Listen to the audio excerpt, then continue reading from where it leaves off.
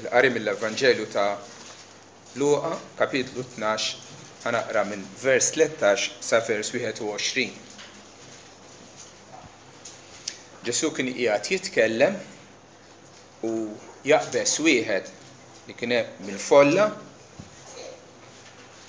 u qallu wieħed mill-ġemgħa tan-nies għallim għejd lil-ħija biex jaqsam il-wirt miegħi. U Ġesu qallu, raġel, min għamilni imħallef jew qassam fuqkom? U qalilhom, araw tajjeb u ħarsu ruħkom mir-reba, għax il-ħajja tal-bniedem mhix qiegħda fil-kotra tal-ġid li għandu. Qalilhom parabola billi qal, ir-raba ta' wieħed għani radlu ħafna u ħaseb fih innifsu billi qal x'nagħmel għax m'għandix fejn naħżen il-frott tiegħi, u qal hekk nagħmel, inħodd l-imħażen tiegħi u nibni oħrajn akbar u niġma' hemm il-qamħ kollu tiegħi u ġidi. U ngħid lir-ruħi, ruħ, għandek ħafna ġid merfuħ għal ħafna snin. Strieħ, kul, ixrob u tenna. Imma Alla qallu, ja iblaħ, dal-lejl ruħek tintalab minn għandek. Imbagħad dak li ħejjejt ta' min ikun? Ekku dak li jaħżen teżori għalih innifsu u mhux għani Alla.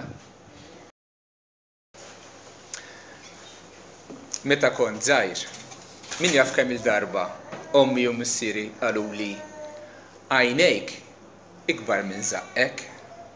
Meta kont żgħir kont inħobb niekol. Ma jfissirx li issa ma nħobbx niekol ukoll.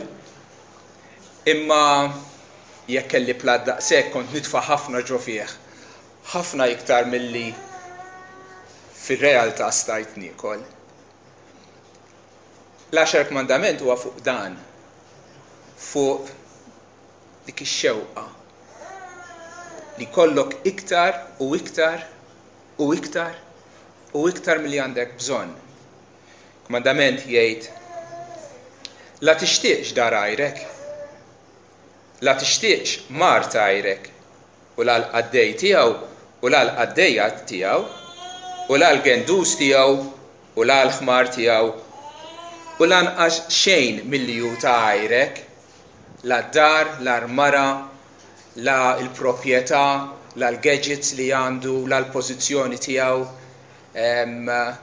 la l-flus li għandu, jew il-karozza tiegħu, dan l-affarijiet kollha, jew il-libsa li għandha kemm sabiħa sbaħ minn tiegħi. L-10 kmandament fil-verità jipprojbixxi żewġ dnubiet. L-ewwel aktar ovvju huwa dnub ta' lejra, u t-tieni huwa dnub tal-reba.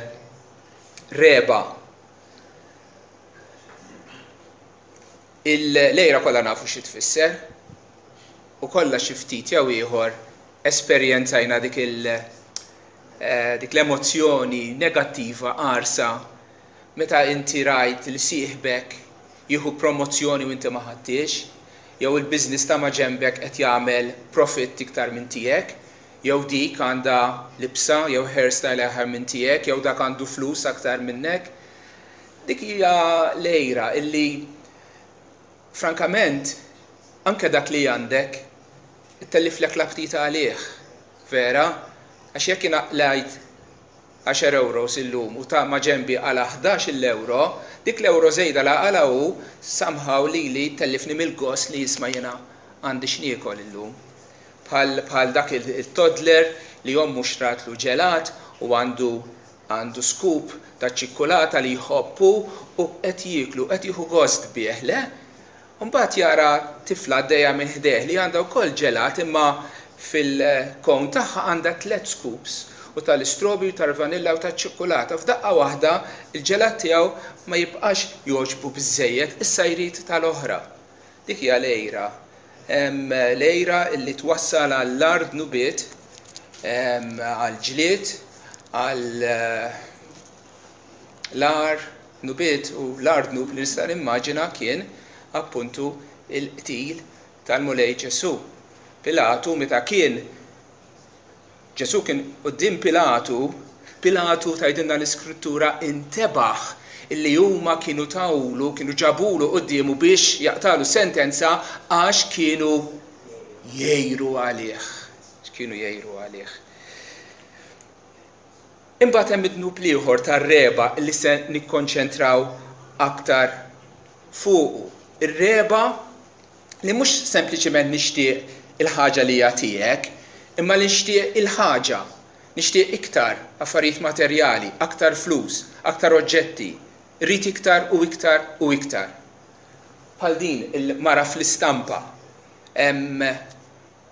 min minna ma jħobbx il-pasti. Forsi jkun hawn xi ħadd, imma ħafna minna inħobbuha dik il-pasta tajba. U din ir-raġunat isma' mhux waħda, jekk hemm sitta. Is-sitta rridhom jien. Però ejja nirraġunaw bħala bnedmin, ninsew għal sekonda l-Iskrittura.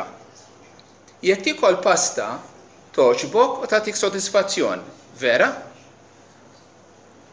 U jekk tikol tnejn, it-tieni waħda tagħtik l-istess sodisfazzjon li tagħtik l-ewwel waħda. U jekk tikol tlieta, u jekk tikolhom sitta, fl-aħħar mill-aħħar l-istonku tiegħek jgħidlek isma'. Altru li ma tieħux gost bija tispiċċa kważi tumbraħ. U għajdu l-ħaġa oħra, meta dik il-mara qed tħaddan dawk il-pasti kollha għalija u għalija biss, x'qed tagħmel? Qed tiżola lilha nnifsha minn ħadd ieħor. U meta jiġik tajjeb l-ikel meta tieklu waħdek frokna jew meta tieklu ma' xi ħadd ieħor. Meta tinnota li din għal gost tagħha, fil-verità b'dak li qed tagħmel bir-reba tagħha, qed tieħu inqas gost, inqas pjaċir fil-ħajja milli kieku kienet tieħu, kieku kienet ġeneruża u qasmet ma' ħadd ieħor u kienet moderata fl-użu ta' affarijiet materjali biex ma ngħidu xejn, l-effetti fit-tul jekk tieħu ħafna zokkor, l-obeżità, id-diabete, il-problemi l-oħra, eċetera, eċetera. So, il-bniedem laqqas kapaċi juża moħħu, insa li ma jafx l-Iskrittura, ma laqqas kapaċi juża sens biex jgħid isma' fil-reba tiegħi flok qed ingawdi iktar, fil-fatt qed ingawdi anqas. Ġesu għalinna f'din il-parabola, mela Ġesu qiegħed jitkellem u jaqbas wieħed u jgħidlu għallim, ejt lil ħija biex jaqsam il-wirt miegħi. Problemi tal-wirt, ġlied bejn l-aħwa, forsi tafu l-xi ħadd, familji li aħwa li wara l-mewt tal-ġenituri tagħhom jispiċċaw jagħtu bħal klieb u l-qtates fuq dak li ħallewlhom il-ġenituri. U dan kien apparently każ minnhom. Notaw x'wieġbu Ġesu. Ġesu għallu raġel min minni imħallef jew qassam fuqkom. Dak mhux xogħli. Jiena ġejt hawnhekk biex inxandar il-kelma talla, is-saltna talla. Jekk trid li xi ħadd jaqassamlek bejnek u l-fuq, mur sib avukat, mur sib il xi ħadd ieħor. Joqgħod attent anke Ministru tal-Evanġelju, il-pastor irid joqgħod attent illi f'ħajtu ma jispiċċax iberbaq lilu nnifsu f'affarijiet li mhix is-sejħa tiegħu. Imma parti minn hekk. U qalilhom mela Ġesu ħajħu l-opportunità qed jara r-reba f'din is-sitwazzjoni u Ġesu jieħu l-opportunità biex jgħallem lid-dixxipli tiegħu dwar dan id-dnub misħud. U qallhom hekk, araw tajjeb, ħarsu ruħkom mir-reba għax il-ħajja tal-bniedem mhix qiegħda fil-kotra tal-ġid li għandu. X'inhi r-reba? Ir-reba hija dik il-kilba li rrid iktar u iktar għax nassumi li iktar ma għandi iktar ħankun ferħan. Ma Ġesu jgħidilna le. Il-milja tal-ħajja ma ssibiex f'munzell ta' ħwejjeġ materjali li iktar ma jikber aktar tkun kuntent. Naturalment il-Maltin, mod ġenerali bħala poplu, nissemgħu din is-sentenza minn Kristu nħallu kelma waħda biss barra. aħna nifmu u naraw din is-sentenza hekk. Il-ħajja tal-bniedem ninsew il-kelma mhix u ngħidu il-ħajja tal-bniedem qiegħda fil-kotra tal-ġid li għandu. Mhux din l-assumption li għamlu ħafna nies li iktar m'għandek aħjar aktar ħatkun kuntent. U mhux hekk jgħidulna r-reklami li biex tkun kuntent trid tixtri dal-prodott u biex tidher isbaħ u biex tkun aktar fit u biex ikollok din il-karozza u dan il-prodott ieħor. Ibbombardjati kuljum minn fuq il-medja, kemm fuq is-cell phone tiegħek, kemm fuq it-television, kemm intu qed issuq fil-karozza, inkollu bombardjati b'reklama li jgħidulna jonqsok ħaġa waħda biss biex tkun ferħan. U jekk huwa dak il-prodott jew dak il-prodott dik li jonqos. Mbagħad inti tixtriha, takkwista, tieħu gost biha għal mument u ftit wara tgħid dik għandi bżonn u tmur tiġri wara dik u meta tikseb dik tgħid wija tatni naqra gost imissa għandi bżonn dik. U tispiċċa ħajtek tiġri wara affarijiet. Qatt rajtu żewġ titfal żgħar jilagħbu ma' xulxin mela qegħdin hemmhekk fl-art għandhom toys kemm iridu u dak it-toddler qabad f'idu dak it-trakk partikolari. It-tifel ieħor x'taħsbu li jrid minn dawk it-toys kollha? Liema waħda jrid? Iva dak bil-fors. U jiġġieldu għal dak it-trakk ħalli mbagħad kif joħodulu żewġ minuti wara jitilqu minn idejh. U fit-toddlers niggustawhom, imma din hija tibqa' dejja fl-adult bħala adulti jiena naħseb onestament li l-istorja tad-dinja tista' tinkiteb abbażi tar-reba tal-bniedem. Nazzjon kontra nazzjon ieħor, imperatur kontra imperatur ieħor, re kontra ieħor għax kulħadd mhux kuntent b'dak li għandu jekk għandna pajjiż daqshekk irridu nieħdu l-pajjiż ta' maġembna u ta' maġembna u jekk jista' jkun id-dinja kollha. Dak huwa l-bniedem. L-istorja tal-bniedem imdemmija kif inhi bil-qtil li sar, bil-ġlied, bin-nies li nqatlu ġrat għax il-bniedem fil-qiegħ ta' qalbu u rejb. Però tidher ukoll fl-affarijiet ta' kuljum. Għandek raġel tal-familja li jaħdem biex iġib il-ħobsna ta' kuljum u l-mara tiegħu taħdem u jaħdem iktar u għandhom biżżejjed imma m'għandhomx biżżejjed. Iridu iktar biex ikunu jistgħu jagħmlu iktar kapriċċi, biex ikunu jistgħu jixtru iktar. Allura jaħdmu. U tant jaħdmu illi lanqas biss igawdu lill-istess tfal li jkunu ġabu fid-dinja. Kemm nara nies hekk illi sawtu lilhom infushom ħadmu imma lil uliedhom lanqas biss rawhom jikbru. Illum għandna aktar flus imma nistaqsi għandna aktar ferħ, illum għandna iktar kumditajiet imma għandna iktar kuntentizza. Ma naħsibx. Infatti il-problema tal-reba din illi twedek is-sodisfazzjon imma s-sodisfazzjon ma tagħtihulek qatt. Għax l-Iskrittura tgħid f'Ekleżjasti min iħobb il-flus ma jixbax bil-flus. U min iħobb l-għana ma jixbax bl-għana. Dan ukoll huwa fruwa. Tħobb il-flus qatt mhu ma jissodisfa. Tħobb affarijiet materjali, iġri warajhom kemm trid, fl-aħħar mill-aħħar mhumiex se jissodisfawk. Nixtieq nagħmel 3 punti osra dwar l-10 mandament la tixtieq xħwejjex tal-oħrajn. Innotaw illi dan il-kmandament huwa iffukat fuq ix-xewqat, fuq il-ħsieb moħbi fil-qalb tal-bniedem. Kmandament ieħor, pereżempju la tgħid xhieda giddieba jew la semmix isem il-mulejja la tiegħek fil-batal għandu x'jaqsam mal-ilsien, mhux hekk? xi ħaġa li tajda. Il-mandament la tisraqx, la toqtolx iżjed għandu x'jaqsam ma' dak li tagħmel mal-emil tiegħek. Ma dan il-mandament l-10 wieħed huwa ffokat fuq il-ħsieb fil-fond fil-qalb tal-bniedem.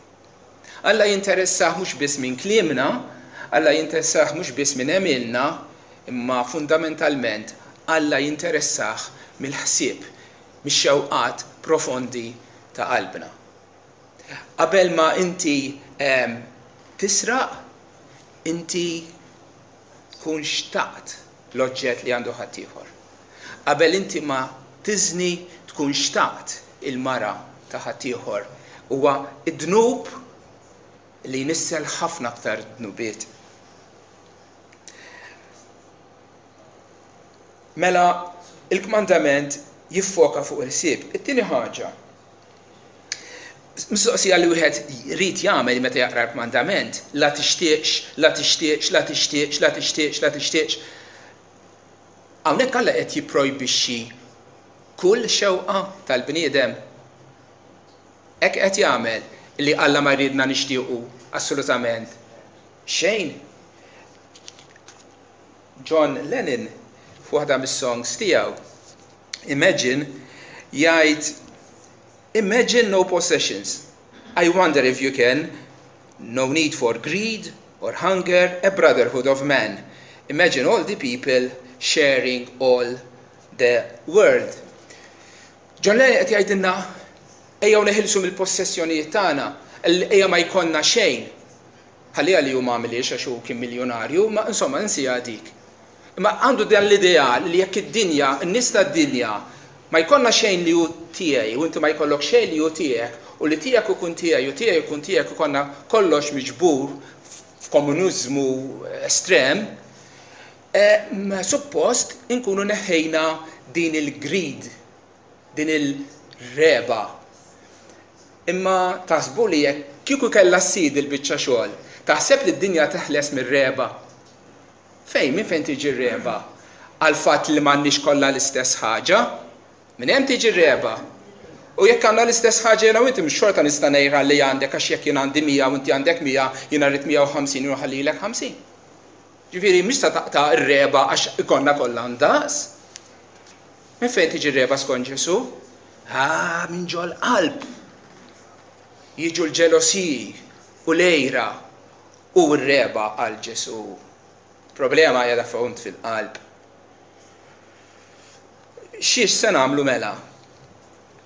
Hemm reliġjoni jgħidu l-Buddiżmu, waħda mill-aktar reliġjonijiet ewlenin wara l-Kristjaneżmu, l-Iżlam, l-Induiżmu. Il-Buddiżmu hija bbażata fuq il-kunċett illi hemm is-sofferenza fil-bniedem, hemm is-sofferenza. U s-sofferenza skont il-Buddiżmu tiġi mix-xewqat tagħna. Għax nixtieq u dik ix-xewqa tiegħi fl-aħħar mill-aħħar mista tiġi mwettqa, allura mbagħad tiġi s-sofferenza. Nixtieq li ngħix għal dejjem ma mill-mewt, mela aħjar ma nixtieq xejn għaliex jekk ħa nixtieq ħa niġi ddiżappuntat issa mmut. Il-Buddiżmu huwa bbażat fuq hekk. Is-sofferenza tiġi mix-xewqat tal-bniedem. Is-soluzzjoni tal-Buddiżmu hu eħles mix-xewqat. Ħalli ma jkollok assolutament ebda xewqa u tkun all right. Da mhux il-Kristjaneżmu, Jien għandi xewqat, intom għandkom xewqat, jien għandi xewqa li wara dar is-service immur id-dar u nieħu platt lażanja. Infatti, qabel ma nikluh, nirringrazzjaw lil mulej għalih u nitolbuh għalih ħatina ħobżna ta' kuljum. Nirrikonoxxu li anke l-barkiet materjali tagħna huma ġejjin minn Alla, nixtiequhom, nitolbuh għalihom u Alla fil-ħina tiegħu jipprovdihomna wkoll.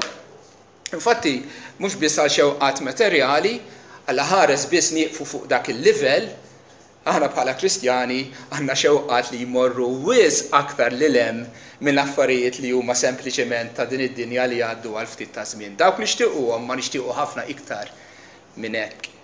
Infatti fis-Salmi naqraw għafda fil-mulej u għamel it-tajjeb Ammar fuq l-art u imxi bil-fedeltà taxxaq bil-mulej u hu jagħtik dak li tixtieq qalbek.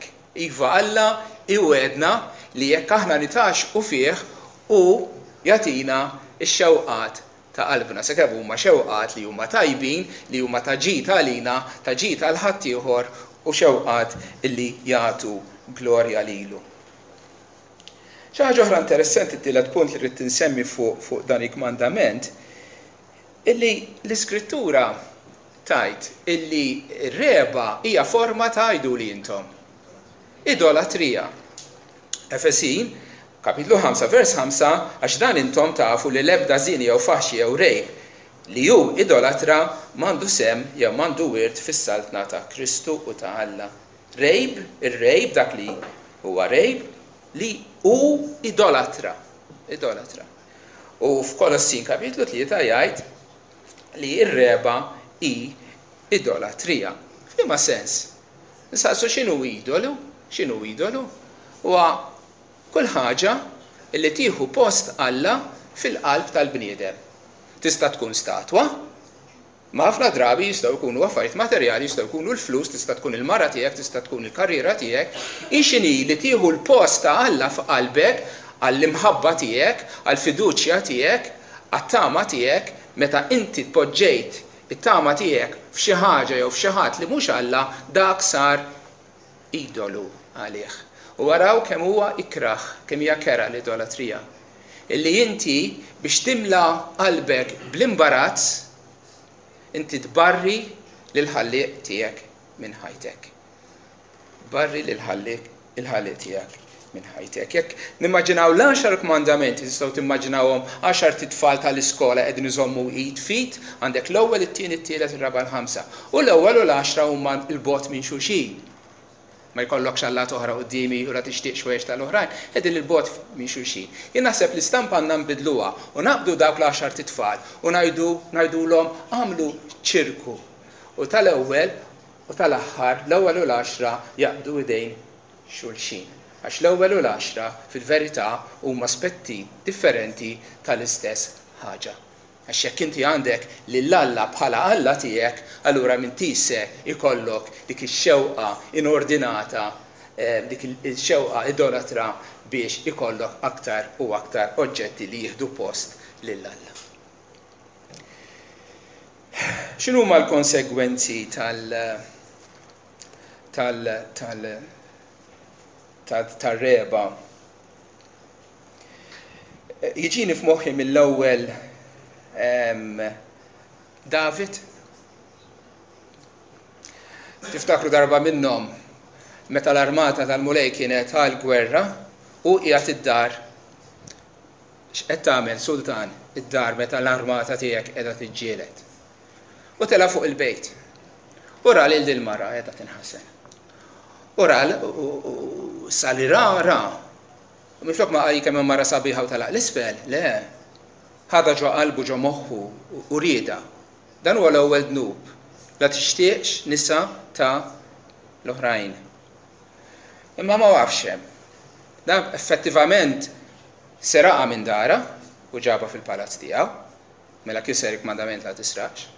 Raqat magħha, kiser il-kmandament la tikkommettix adulterju. Meta rali nqabdet ila rid jara kif ħajati xturu. Allura bagħat ar-raġel tagħha biex ta' parsi biex jgħidu biex imur jorqod magħha r-raġel tiegħu qallu le, qallu jiena posti qiegħed fuq il-battalja mhux li mmur id-dar. Twiddiba jew beżbiża lis-sultan. Prova jikdeb jiġifieri, il-kmandament la tagħti xhieda kiddiba prova jqarra. Meta ra li l-pjan tiegħu ma rnexxiex, ra kif għamel u irranġa biex ir-raġel tagħha jkun maqtulu u spiċċa kisser il-kmandament la toqtolx jekk għoddejt sewwa 4 kmandamenti u nżid ieħor magħhom. La semmix isem il-mulejja tiegħek fil-bata. Dak li għamel David is-Sultan ġab għajb fuq l-isem ta' Alla li hu suppost bħala re kien qiegħed jirrappreżenta. Ir-reba iġġib avalanx ta' dnubiet warajja. Imma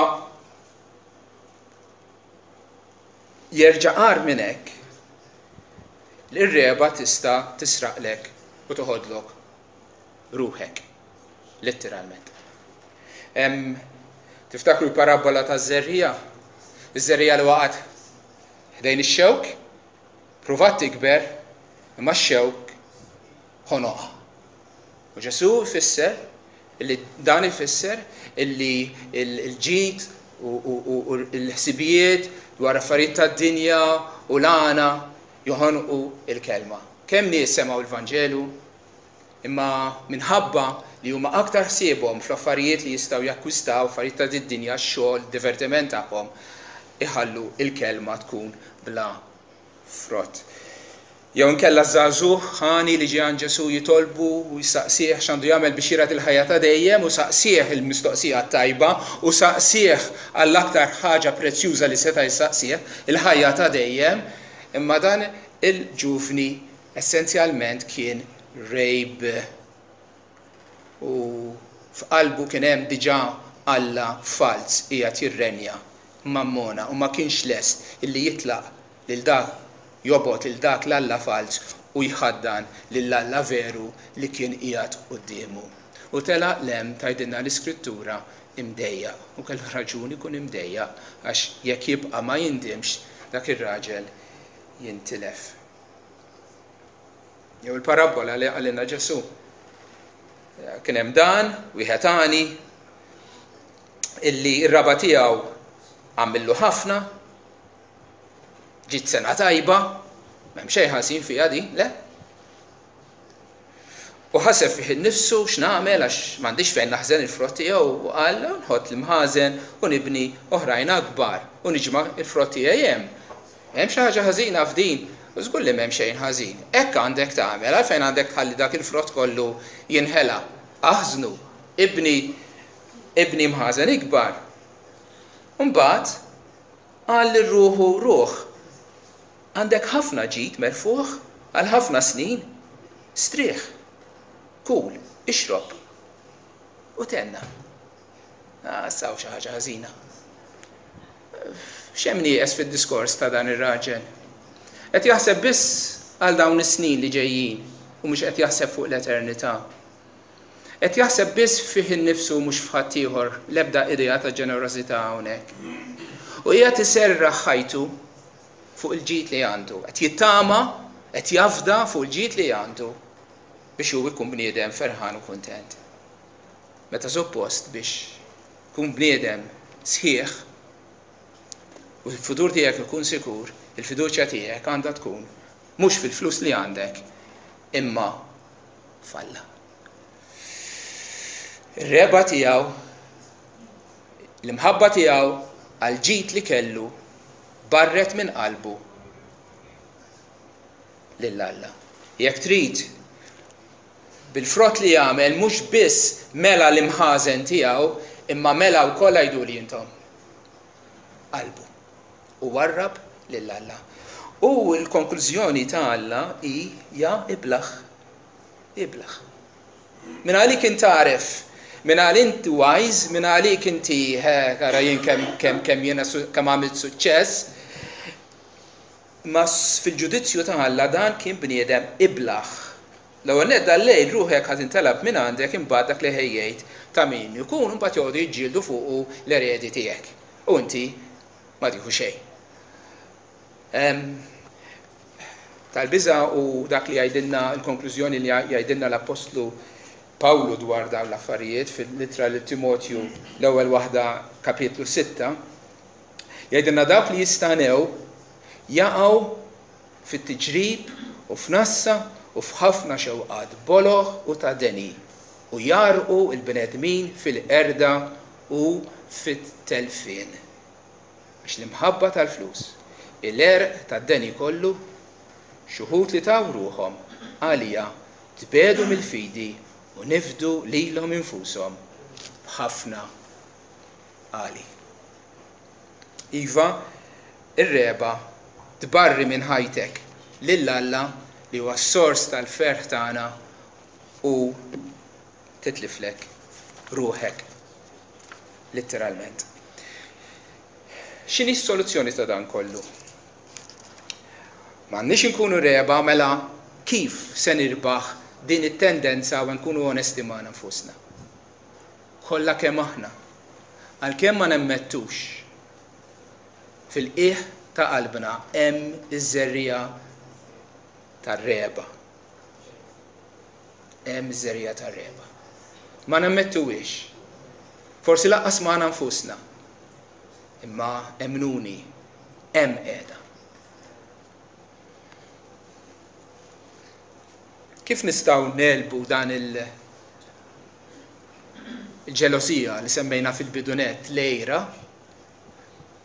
L-Iskrittura tgħidilna faċli. Ifraħ ma' min jifraħ u ibki min jibki. Jekk sieħbek ġietu ħażina tista' tgħinu għejnu. Jekk ġietu tajba mhux il-mulej taqulu. U l-mulej lilek naqsek xi ħaġa xtaħ il-suċċess li ieħor ma taħx lilek. Mela ifraħ miegħu u rringrazzja l-Alla għalih u titlob lil-Alla biex iberikulu.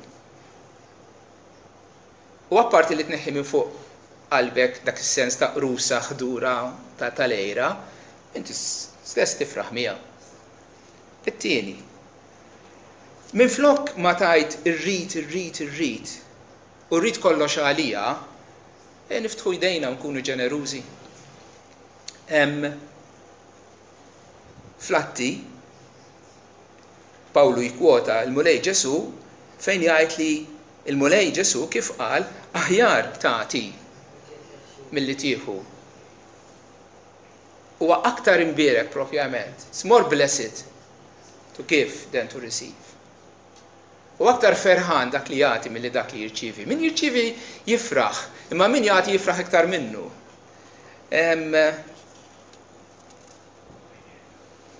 U dan għandna l-eżempju tal-mulej Ġesu innifsu.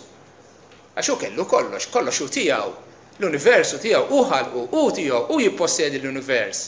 U jippossedi l-ġenna u l-tron tas-sema. Ma x'għamel Ġesu? Niżel minn hemm, sar fqir għalina u li kellu kollox, ħalla kollox warajh biex jiservi lilna, biex jikseb is-salvazzjoni tagħna. Aħna li nsejħu lil nfusna dix-xibli tiegħu, ejja nikkupjaw f'din il-ħaġa. Il-proverbi naqraw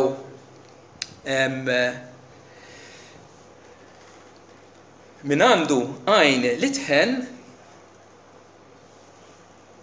għajn li taf tħen ikun imbierek. Għaxu jagħti minn ħobżu lill-fqir.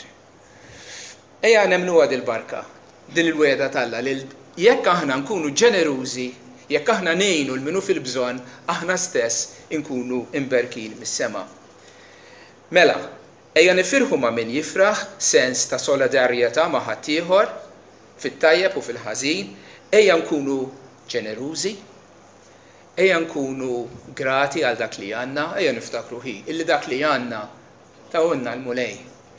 U meta inti qed gerger, u meta inti m'intix kuntent bli għandek, u minti tejra l-ħadd ieħor, fil-verità qed tipponta subajk lejn Alla, qed tgħidlu mulej inti kont inġust miegħi. Ħabib, ħanejlek xi ħaġa, inti ma ħaqqek xejn, bħalma jien ma ħaqni xejn, għax aħna kollha mitinbinu, jekk Alla jagħtina dak li ħaqna jibgħatna kollha l-infern. Jiġifieri jekk irridu l-ġustizzja hemmhekk nispiċċaw.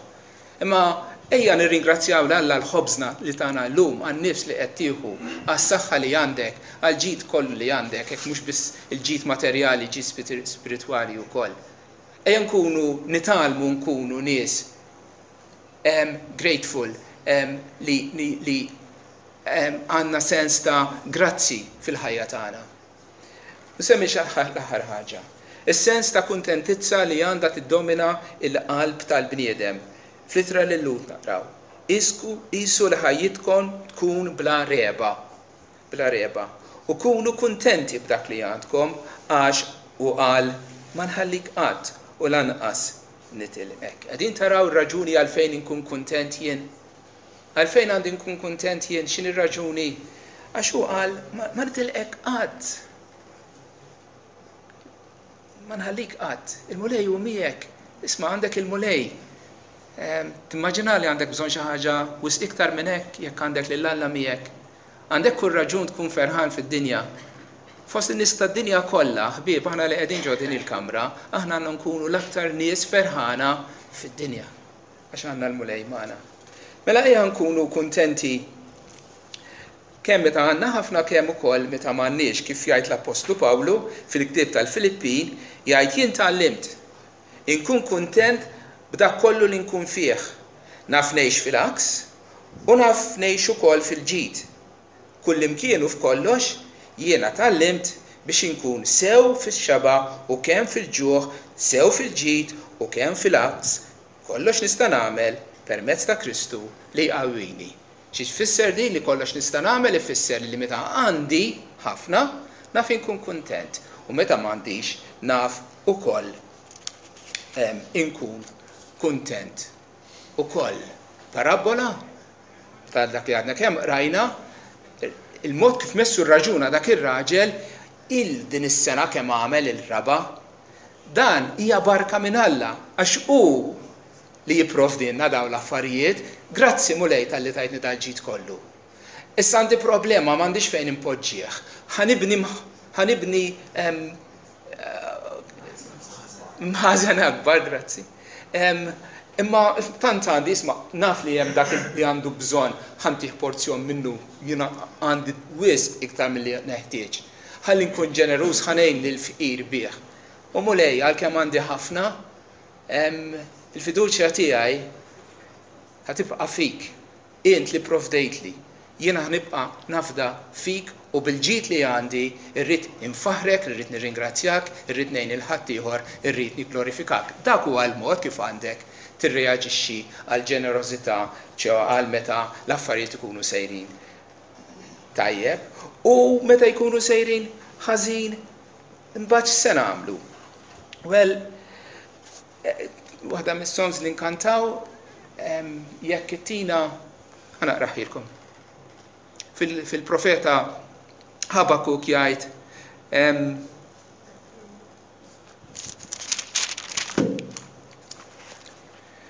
għax għalkemm it-tina ma tarmix u ma jkunx hemm frott fid-dwieli, għalkemm il-prodott taż-żabbuġ ifalli u r-raba ma jagħtix ikel, għalkemm il-għanem jonqsu mill-merħla u ma jkunx hemm baqar fl-imqawel, kollox ġie ħażin.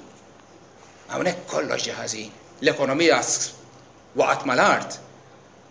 Faqar. Se nagħmel? Jien nifraħ fil-mulej. Jien nitenna falla tas-salvazzjoni tiegħi. Pawlu qal jien tallimt inkun kuntent. Fil-ħafna u fil-ftit. Ejja nitalmu nkunu kuntenti fil-ħafna jew fil-ftit. Għaliex il-kuntentezza tagħna għandna nsibuha mhux sempliċement f'affarijiet materjali.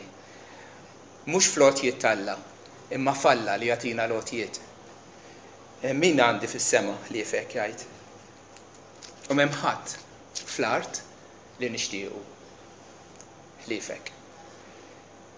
Is-song li kantajna fil-bidu, God and God alone will be the joy of our eternal home. He will be our one desire. Our heart will never tire of God and God alone. Amen.